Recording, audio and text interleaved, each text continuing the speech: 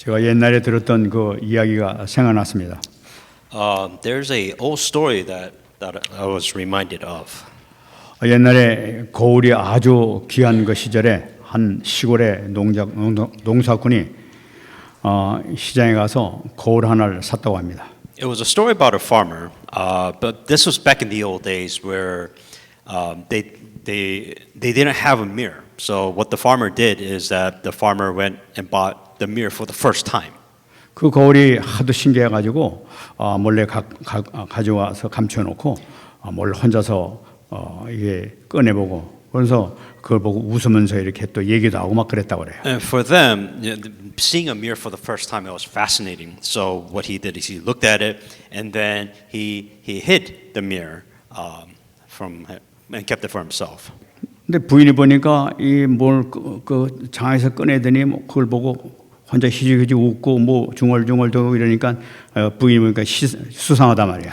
And when the husband, he would take a look at the mirror and he would smile. And the wife saw this and found the behavior very strange. 그 남편이 하도 이거 좀 수상해가지고 그 남편이 그 숨겨놓은 그 거울을 찾았습니다. Because the husband was hiding this mirror away from the wife, that she found it very suspicious. So she found the mirror. 그 거울을 보니까 그 안에 웬 젊은 여자가 이렇게 자기 쳐다보고 있는 거예요. When she found the mirror and when she found this item, that she realized that there was a young woman within inside this mirror. 깜짝 놀란 이 부인이 놀래가지고 그냥 자기 시어머니한테 가가지고 막 울면서 이렇게 얘기를 했습니다. The wife was shocked because she found this woman in this mirror, and she told her mother about this woman that's here. 어머니, 제가 보니까 남편이 몰래 자기도 모르게 예쁜 여자를 숨겨놓고 혼자 날마다 이렇게 얘기를 하고 있는 걸 봤습니다. 하고 얘기를 한 거예요. What the mother said, or what the wife says, the mother, my husband is hiding this pretty woman and seeing her every night. 그 얘기를 들은 이 시어머니가 그럼 나도 한번 보자. 이래가지고 이제 거울을 보게 됐습니다. And hearing this, the mother-in-law says, "What are you talking about?" So the wife ended up bringing the mirror to the mother. 그 거울을 보고 이제 이렇게 받은 이 시어머니가 그 거울을 이렇게 딱 쳐다보니까 거기 웬 할머니가 이렇게 또 자기를 보고 있단 말이에요. When the mother took the mirror away from the wife and she saw this, and what she saw was that she saw an old lady or an old woman in this mirror. 이 바보 같은 놈 왜 할머니를 이렇게 데려다 뭐 하려고 이렇게 할머니를 이렇게 숨겨놓고 있노 하면서 얘기를 했다고 그러는 거예요. And the mother told the daughter, "Is you are stupid because there is nothing but an old lady. There is no young beautiful woman with this mirror." 이게 무슨 말입니까? The moral of the story. 무식하면은 이렇게 살고 있다는 것을 나타내는 거예요. If you're living in ignorance like this, then things will be very difficult for you. 이 거울을 주는 것은 그거 보고 누리라고 이렇게 이렇게 우리에게 이거 거울을 준 건데. For us, something like a mirror, something that we use, right? 거울 가지고 누리면서 보고 치장할 수 있는 이 축복도 못 누리는 그런 바보가 된다는 얘기예요. And if you don't know what a mirror can do, then clearly, if you're ignorant, then you live your life in pure ignorance without enjoying the blessings. 오히려 거울 때문에 막 불평하고 원망하고 문제가 생기는 이런 걸 보게 됩니다. And if you're so ignorant about your blessings in life, it's like the example where you will complain about a mirror and you will complain of how difficult your life is because of a mirror. 우리에게 주시는 그 하나님의 놀라우신 축복 굉장히 많이 있습니다. And there are so many blessings, as an example, like this mirror, so to speak, that you have blessings that you just don't know what it is. 영적으로 누리지 못하게 되면 아무 소용도 없고 그것 때문에도 문제가 생기는 걸 볼 수가 The 있어요. problem is if you don't know what blessings you have, and the second problem is if you don't enjoy the blessings that you have, then you will see it as a problem. 이스라엘 백성들을 오늘 한번 보겠습니다. An Israelite is the perfect example of what this means. 15절 말씀 보게 되면은 이스라엘 자손의 기록원들이 가서 바로에게 호소하여 이르되 왕은 어찌하여 당신의 종들에게 이같이 하시나이까 하고 바로의 얘기라는 게 나타나고 In 있습니다. verse 15, then the officers of the children came out to Pharaoh, saying that, "Why are you dealing thus with your servants?" 여기 이스라엘 자손의 기록원들이라는 내용이 나타나고 있어요. So in here, the scripture said the officers of the children of Israel or the foremen of the children of Israel, the same thing. 이것은 애굽에서 이스라엘 백성들을 지배할 때 그냥 60만이나 되는 사람들을 그냥 방치하는 것이 아니라 그들 중에서 똑똑하고 건장하고 힘 좀 쓸만한 사람들을 골라가지고 현장 감독을 이렇게 세우는 겁니다. The way the Israelites controlled their slaves is that they had a few selected officers from Israel, the slaves, that were smart, intelligent, that knew how to handle things. So he 그래서 would pick 스스로 움직여서 스스로 애굽에서는 손 안 대도 스스로 움직여 나갈 수 있도록 이렇게 컨트롤하는 제도를 만들어 놓은 거예요. And what the Israelites did, or what the Egyptians did, is they kind of hired, instead of them controlling all simultaneously, what they would control so-called the team lead, right, or officers. So they would control them so that they were able to control the entire group, entire nation of Israel. 이스라엘 백성들이 만약에 문제를 일으키게 되면 그것만 잡아가지고 그것만 때리면은 해결된단 말이에요. Because if you really think about it, is instead of punishing every single Israelites, that you punish the team lead or you punish the officer for their mistakes. So now they have to kind of make sure that everything's in line.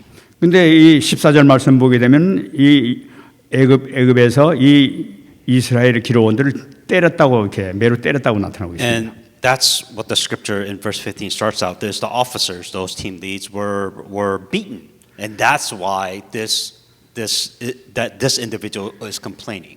집을 주지 않고 이제 벽돌 똑같이 만들어내라 하니까 제대로 못 만들어내니까 요 감독들만 이렇게 좀 컨트롤하면은 될 수 있단 말이에요. 그러니까 그 감독도 데리고 이렇게 막 때리는 거예요. Because they made things more difficult for Israelites to build bricks. The Egyptians knew this, but yet if there was a problem, what the Pharaoh would do is he would punish the team leaders. He will punish the team leaders so that everything will get back in line. 이 감독들은 너무나 억울합니다. 이 집도 주지 않고 만들려니까 이 집 찾으러 다닌다고 시간도 많이 끌게 되고 제대로 만들지 못하고 있는데 이게 일을 가중시켜서 그렇단 말이에요. 그러니까 억울하니까 지금 바로에게 찾아와가지고 요구를 하는 거죠. What you're seeing here is that if you remember back in last week, they have to build the same amount, a quota of number of bricks. The problem here is that they have to bring their own straws, meaning that it takes them longer and it's harder for them to build bricks. Because they couldn't meet their quotas, they're punished. Now, because of this, they're complaining to Pharaoh, saying that what you're telling us is impossible within the short amount of time that you're telling us. 이 사람들이 얼마나 힘들었는지를 나타내는 것이 바로 15절 말씀에서 나타나고 있어요. And you're seeing how much more difficult it is for Israelites and the officers because of this event. 이스라엘 자손의 기록원들이 가서 바로에게 호소하여 이르되라는 말씀이 나타나고 있어요. And in here, the officers' children cried out to Pharaoh, saying, "Why is this happening?" 이 호소한다는 말이 그냥 가서 얘기하는 것이 아니라 울부짖는 걸 나타내요. 막 애원하는 걸 나타내요. 막 부르짖는 걸 나타내고 있는 거예요. So they cried out. So they try to appeal. So the way they appealed to Pharaoh is they cried out. They wailed. They begged Pharaoh. 막 너무 힘들어. 어째서 이렇습니까? 하면서 막 원망하는 거예요. Because for them, they're complaining, saying that this is an impossible task. There's no way that we can do all this work. 그래서 16절 말씀에 당신의 종들에게 집을 주지 아니하고 그들이 우리에게 벽돌을 만들라 하나이다. 당신의 종들이 매를 맞사오니 이는 당신의 백성의 죄입니다. 하고 얘기를 하고 있는 거예요. In verse 16, it says, "There's no straw given to your servants, and they say to us, make bricks, and indeed your servants are beaten. But the fault is in your own people." 지금 이 집도 주지 않고 만드는 건 너무나 억울합니다. 지금 하면서 이렇게 지금 막 울면서 부르짖으면서 지금 호소하는 거죠. They're begging the Pharaoh. They're like, you're not even providing us the materials. We don't even have straws to make bricks, and you're beating us for not building your bricks. Like this is unfair, is what they're complaining about. 근데 여기서 참 중요한 말씀 나타나고 있습니다. 10절, 15절도 그렇고 10절 보면 당신의 종들에게라는 말씀이 나타나고 있어요. What's very interesting here is at the end, but the fault is in your own people. 또 마지막 되면 당신의 백성에게 죄를 짓고 있습니다 하는 얘기를 하고 And 있습니다. it says the dealing with your service and the fault is in your own people. 지금 이스라엘 백성들이 애굽에 가서 산 지가 400년이 되는 거예요. And if you remember, Israelites lived in Egypt for 400 years. 400년 동안 이스라엘 백성들이 각인된 것이 바로 뭐냐니까 우리는 애굽의 종이요 애굽의 백성이다 하는 그 바로의 백성이다 하는 그런 그 인식이 이렇게 각인되어 있는 거예요. The problem here is that they lived there for 400 years as slaves.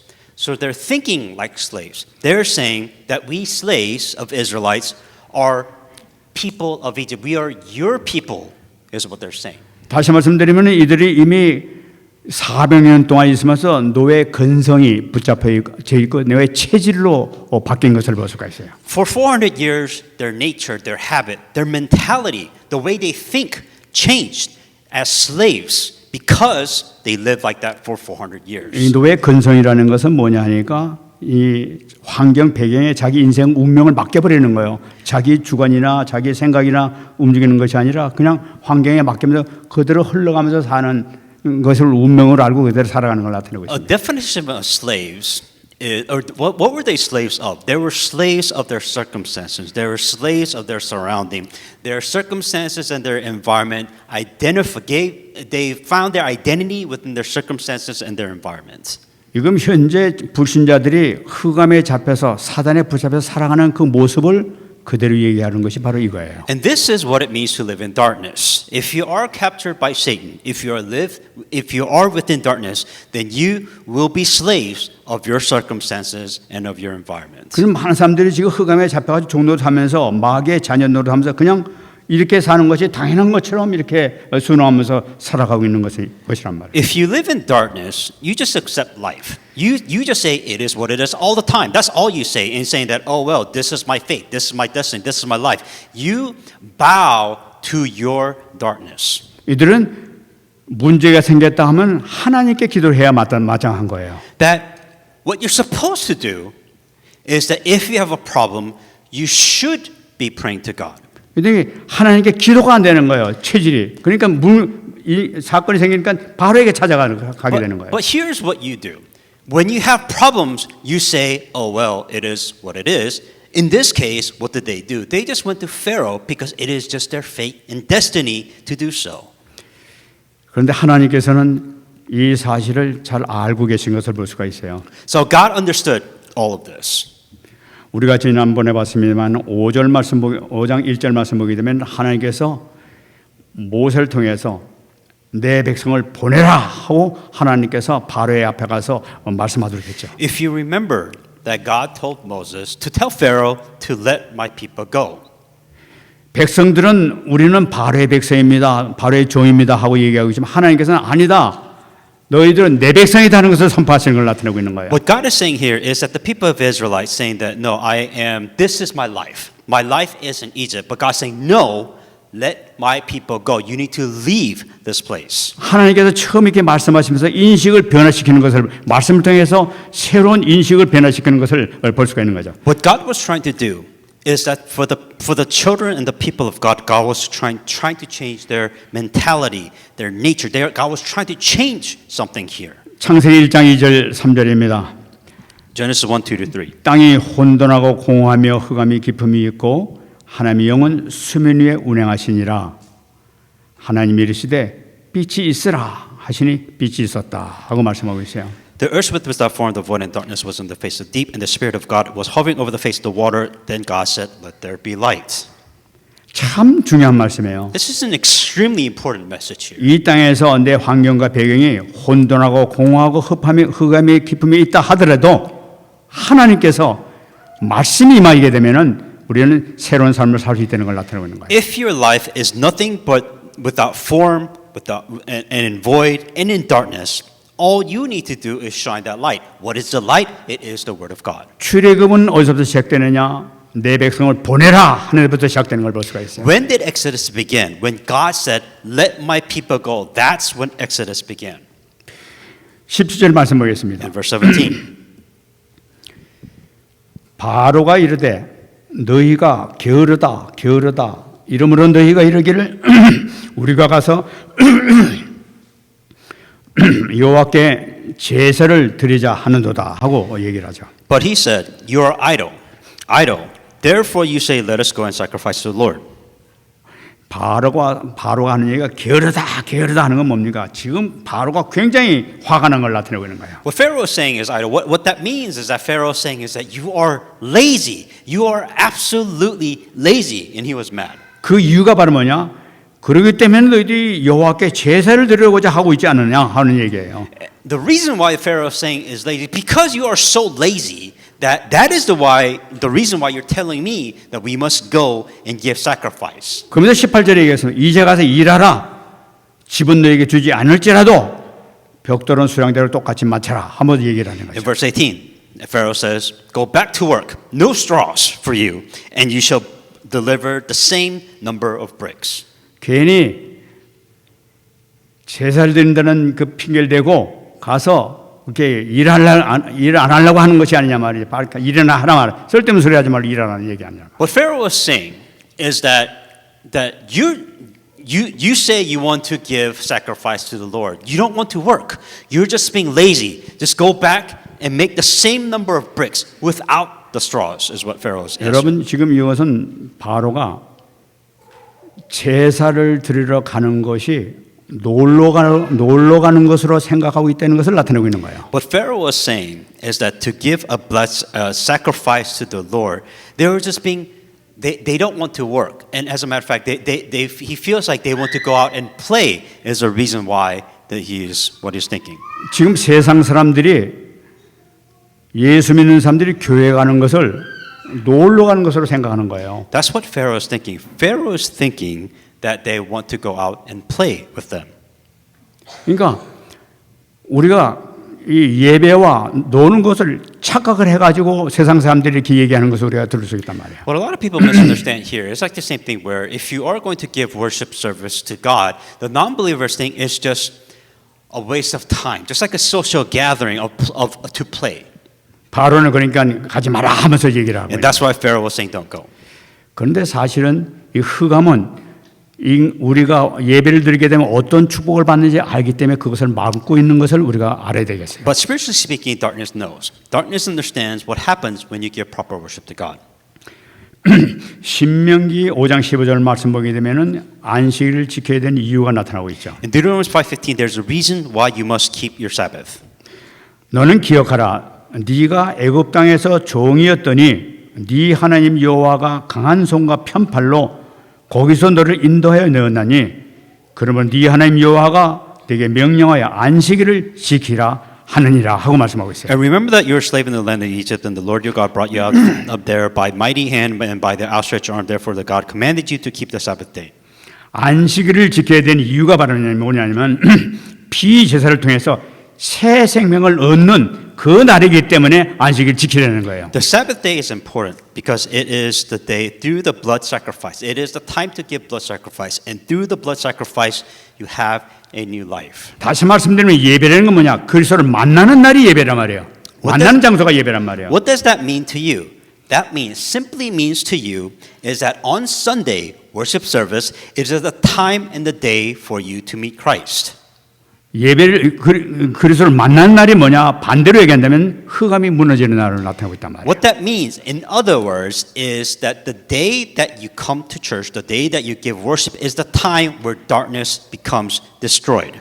그러니까 세상이 또는 흑암이 반대할 수밖에 없는 거예요. And that is the exact reason why darkness does not want that happen in your life. 바쁘게 만들고 핍박하면서 일약만 생기게 만들고 이것이 흑암의 역사인 걸 볼 수가 있는 거죠. And that's what darkness is doing. It knows that the worship service is important. It knows that is why it is doing everything it can to prevent worship service by what? Giving you more work, giving you more challenges, making things more difficult for you to do this. 예배를 드리면서 더 큰 축복의 바람 뭐냐? 이사야서 40장 31절에 나타나고. When you give worship service, what is the great blessings that you receive? Isaiah 40:31. 오직 여호와를 앙망하는 자는 새 힘을 얻으리니 독수리가 날개치며 올라간 것 같을 것이요 다른 박질하여도 곤비하지 아니하겠고 걸어가도 피곤하지 아니하리로다. But those who wait on the Lord shall renew their strength. They shall mount up the wings like the eagles, and they shall run, not be weary. They shall walk and not faint. 하나님께 우리가 영광을 돌리는 그 순간에 새 힘을 얻는 그 순간이 된단 말이에요. What happens when you give proper worship and give glory to God? You receive new strength. 말씀과 기도를 통해서 성령 충만을 받는 능력을 받는 귀한 시간이 예배를 통해서 이루어지고 있단 말이에요. What does that mean? In worship service, you receive the word, you pray, and when you do these things, you receive the filling of the Holy Spirit. That is your strength. 세상 사람들은 도저히 이걸 이해할 수 없는 거예요. 가서 뭐 한다고 가만히 앉았다 오는 거 뭐가 그렇게 되느냐 이렇게 얘기를 하는 거예요. Of course, the world can never understand what was just said. 사실 그게 아니라 그리스도를 만나는 시간이요. 하나님께 영광 돌리면서 세임 받고 성령 충만을 받는 그 시간이 바로 이 시간이란 말이에요. On the worship service, on Sunday, when you give worship service, it is time for you to receive the word, it is time for you to pray, it is receive for you feeling the Holy Spirit, it is time for you to meet Christ. That is the point of a worship service. 그리스도를 말씀을 통해 만나는 순간에 흑암이 무너지고 질병이 치유되는 역사가 나타난단 말이에요. What happens when you meet Christ? By the word, you meet Christ. When you meet Christ, the force of darkness becomes broken. By meeting Christ, you become healed. All of these things happen during a worship service. 근데 19절 말씀 보게 되면 또 모세에게 위기가 생기는 것을 볼 수가 있어요. So in verse 19, now you're seeing the perspective of what's going on in Moses' world. 기록하는 일을 맡은 이스라엘 자손들이 너희가 매일 만드는 벽돌을 조금도 감하지 못하리라 함을 듣고 화가 몸에 미치는 줄 알았다 하고 얘기를 하고 있어요. And as the officer children, they were in trouble and said that you shall not reduce any bricks from the daily quota is what was being said. 이 바로는 어떻게든지 지금 이 제사를 못 드리게 하는 것이 목적이 아니겠어요. Pharaoh's goal is not to let them leave. 그 ever. 화난 모습을 딱 보니까 이스라엘 감독들 보니까 아 이거 불순종하게 되면 잘못하면 우리 생명까지도 위험하겠구나 하는 것을 그 위기감을 느끼는 걸 나타내고 있는 거죠. And they can't give worship. Now here's another bigger problem that they're realizing, saying that if we disobey Pharaoh now, then he's going to kill us. Is what they 20절 realize. 말씀이 중요합니다. In verse 20 is very important. 그들이 바로를 떠나 나올 때 모세와 아론이 길에 서 있는 것을 봤다고 얘기하고 있어요. And then as they came out from Pharaoh, they met Moses and Aaron who stood there to meet them.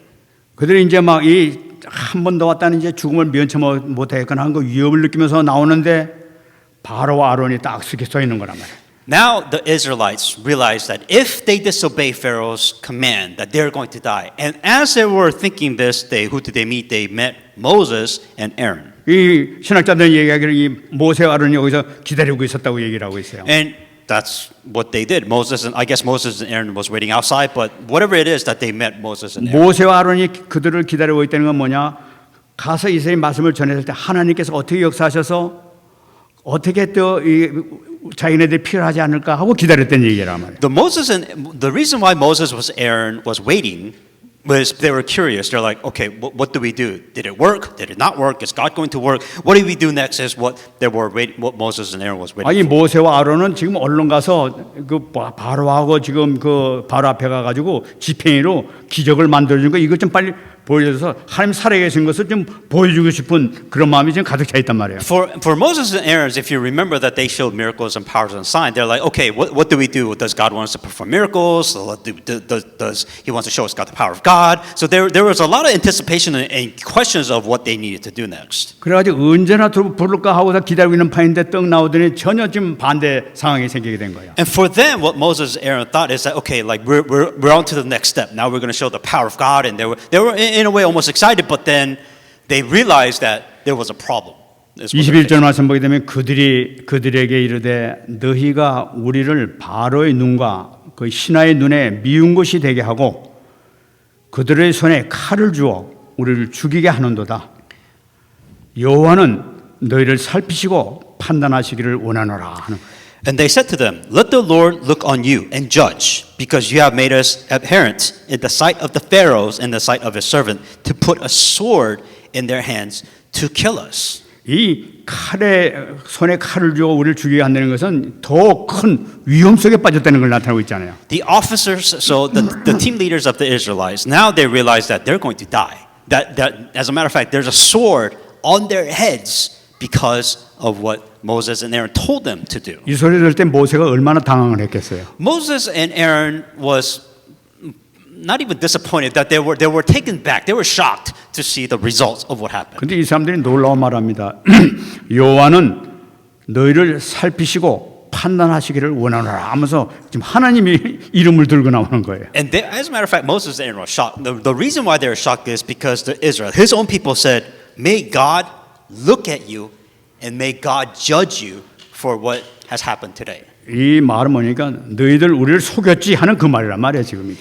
And for Israelites, they're saying that you lied to us. 하나님께서 너를 심판 내리고 너희들 우리 속여가지고 하나님 팔아먹었지 우리를 더 어렵게 됐잖아 하면서 지금 막 책망하는 걸 나타내는 거예요. The problem here is Israelites. His own people were supposed to leave. Now they're angry. They're mad at Aaron's Moses, saying that you lied to us, and because you lied to us, as a matter of fact, things are worse than it was before.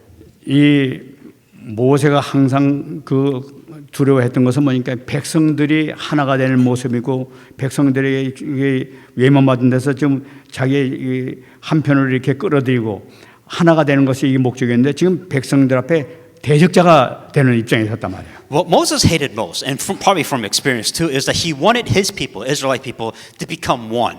But instead, the problem here is that because he was trying to help Israelite, he was trying to save them, but yet now the Israelite, his own people, were against Moses and Aaron now. 이걸 보고 모세가 겪은 첫 번째 신앙의 위기라고 이렇게 얘기를 합니다. And really, theologically speaking, that this is probably the first crisis that Moses faced regarding his faith. 우리는 하나님의 일을 열심히 하겠다고 그러고 하나님 일을 하는 데 있어서 이렇게 위기를 당할 때가 상당히 많이 이렇게 겪게 됩니다. There's a very high possibility that when you say, "Hey, I'm going to do the work of God," the first thing that you face is a problem. 사사기서 21장 25절 말씀 보게 되면은 사람이 각기 자기의 소견대로 소견에 옳은 대로 행하였더라 하는 말씀이 나타나고 있어요. And everybody faces this problem. So when you're faced with the problems, let's first start with Judges 21:25. It says that everyone did what was right in his own eyes. 하나님 일을 계속할 것이냐 그만둘 것이냐 신앙생활 할 것이냐 그만둘 것이냐 하는 그런 기로에 놓일 때도 많이 있어요. That when you say you want to live your life for God, you will face the problems. Now, you come to a decision. The decision that you have to make is, do I still want to believe in God, or do I stop 그러면 believing in God? 그 결정은 자기의 소견이 옳다고 생각되는 대로 결정하게 되는 거랍니다. Now, here's what's going to happen. Whatever decision that you make, you think that decision was correct. 그래서 보통 두 가지 길로 이렇게 가리게 되죠. And there are obviously two decisions that you're going to make. And here's one example. 우리가 잘 아는 디모데후서 4장 10절 말씀 보게 되면은 대만은 이 세상을 사랑하여 나를 버리고 데살로니가로 갔다 하고 얘기를 하고 있어요. 2 Timothy 4:10. Demas has forsaken me, having loved this present world, and has departed from Thessalonica.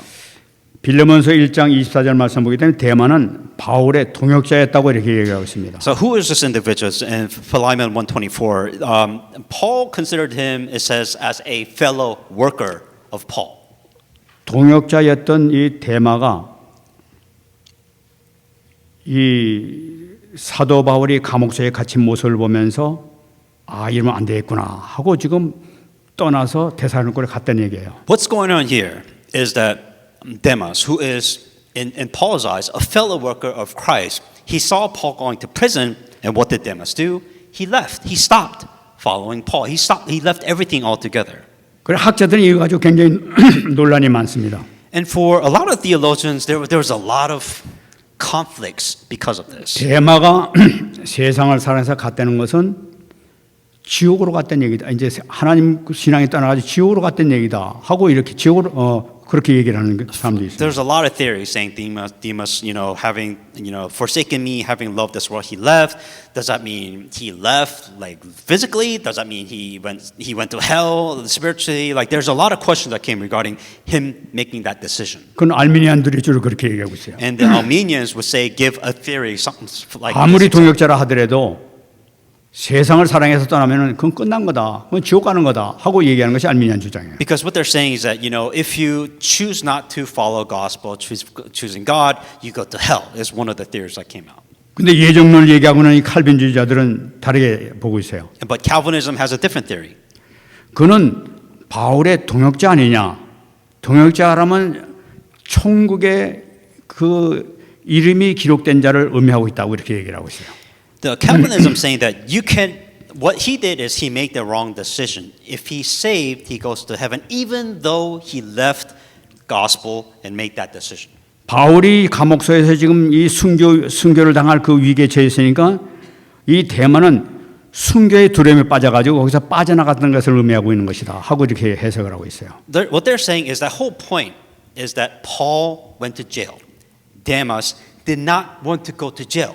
So he chose to say, you know what, I'm going to stop the gospel and I'm going to stop believing God. That was his decision and that was it. 그러나 사도 바울은 그걸 보고 세상을 사랑해서 네가 죽음을 두려워하고 떠났다는 것을 의미하고 있다 하고 이렇게 얘기를 하고 And 있어요. what Paul was saying here is that because he loved the present world, he loved the world, he left. That's what he did. 어떤 것이 맞는지는 아마 천국 가봐야 알게 될 것입니다. Did he go to heaven or hell? That's doesn't matter. At the end, we'll know where he is.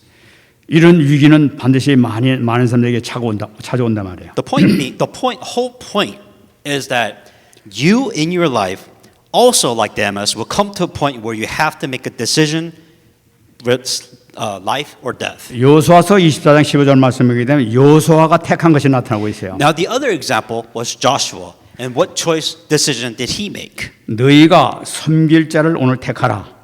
오직 나와 내 집은 여호와를 섬기겠노라. Joshua 24:15. Choose for yourselves this day whom you will serve. But as for me and my house, we will serve the Lord. 어떤 일이 생긴다 하더라도 나는 오직 하나님만 섬기겠다 하고 얘기를 하는 거예요. It says, but as for me and my house, we will serve the Lord whatever happens. 중요한 것은 우리가 주님께서 우리 부르시는 그날까지 우리에게 주신 이 사명을 감당하는 것이 하나님께서 가장 기뻐하신다는 것을 우리가 꼭 붙잡아야 될 줄 믿습니다. What would make God most happy is that if God gave you a purpose and a mission, that God would be extremely happy when you can follow that to the end. 그럼 모세는 무엇을 선택했냐는 거예요. Now, with these two decisions that's available in mind, what decision did Moses choose? 22절 말씀입니다. That's in verse 22. 모세가 여호와께 돌아와서 아뢰되 주여 어찌하여 이 백성이 학대를 당하게 하셨나이까 어찌하여 나를 보내셨나이까 하고 얘기를 하고 있어요. So Moses returned to the Lord and said, Lord, why have you brought trouble on this people? Why is it that you sent me? 이 위기 가운데에서 모세는 하나님께 돌아와 가지고 하나님 앞에서 그 답을 찾기를 원했던 거예요. What you're seeing here is that Moses faced a crisis. And what did he do? He went to God. He went to God and asked the question, what is going on? 어찌하여 하면서 자기의 갈등하고 있는 모습을 그대로 지금 하나님 앞에 얘기하고 있는 거예요. Now he's complaining, saying, why did this happen? Why did this happen? But what did Moses choose? Moses chose to go to God. 오히려 지가 얘기해서 왜 백성들이 또 학대를 당하게 합니까? 왜 나를 보내셨습니까? 하고 지금 두 가지 얘기를 하고 있어요. Moses was complaining. He went to God. That's a good thing. So what he was doing is like, why are you making things harder? Why are you making the Israelites be more oppressed? And why did you pick me to give the bad news to Israel? 문제는 모세가 하나님을 찾았던 데서 가장 큰 답을 우리가 찾아야 되겠어요. The most important thing out of all of this is Moses chose God. Moses went to God. 여러분 그런데 모세가 시험을 들었던 그 이유가 뭐냐? 그 이유를 먼저 우리가 봐야 되겠어요. When we say that it was Moses facing crisis, then you have to say, well, why is this a crisis to Moses? 출애굽기 4장 23절 말씀 보게 되면은 하나님께서 이미 모세에게 답을 주셨다는 것을 모세는 잊었다는 거예요. Now, Moses fell into trial because of the circumstances. And if you remember back in Exodus 4:23 that he said, hey, that you must there was a covenant saying to let my people go. 바로에게 얘기하라고 하면서 말씀하십니다. 네가 보내주기를 거절하니 내가 네 아들 네 장자까지 죽이라 하였다 하라 하면서 하나님께서 말씀하시죠. And after he said that, what did God tell Moses? God told Moses saying that Pharaoh will not let you go, and indeed I will kill your son, your firstborn. So God told Moses exactly what was going to happen. 하나님께서 이미 모세에게 언제까지 거절할 것이라 하는 것을 말씀 주신 거예요. And as a matter of fact, God told Moses saying that exactly how and when that Pharaoh is going to tell you no. 바로 바로의 장자가 죽을 때까지 거절할 것이라는 걸 말씀하셨단 말이에요. When is that when? God clearly said, until the firstborn dies, Pharaoh will continue to say no. God told Moses this. 이걸 보게 되면은 우리가 말씀을 포럼하고 말씀 묵상한다는 것이 얼마나 귀중한지를 몰라요. Now you understand the importance of thinking, remembering first of all the word of God and thinking about the word of God in this case. 모세가 하나님께 주신 말씀을 그냥 날려버리는 거예요. 그래 전혀 기억하지 못하고 지금 어찌해서 하고 지금 자꾸만 얘기하고 있는 거예요. Moses clearly did not remember what God said. He wasn't meaning that he wasn't even thinking about the word of God. And that is the reason why Moses fell into trial, because he's saying that why has this oppression came to me? 말씀을 기억하고 묵상하고 있었다게 되면 하나님의 말씀이 성취되고 있군요 하면서 체험하는 시간이 될 텐데 그걸 놓치고 있었던 거예요. What Moses did not do, God told him when Pharaoh was going to stop saying no. He told them when. Now, if he was thinking about the word of God, then he clearly would have knew that this is supposed to happen. 말씀 포럼과 묵상을 하느냐에 따라 가지고 이 말씀이 살아있는 말씀이 되느냐 안 그러면 아무 소용없는 그냥 지나친 말씀이 되느냐 이거 결정되는 거예요. The deciding factor is whether he thought about the word of God, he remembered the word of God, he meditated the word of God. Then if you do this, then you realize that the word of God matters in your life, or the word of God is not involved in your life. That's a big difference. 나마다 말씀을 체험하는 여러분 되시길 바랍니다. So may you experience the word of God within your 그래서 life. 우리는 중요한 체험을 해야 되겠어요. So you must have an important experience. 말씀 보게 되면 이스라엘의 빛이 임하는 것을 우리가 볼 수가 있습니다. That within the word, that the light of Israelite. 출애굽기 3장 18절에요. In Exodus 3:18.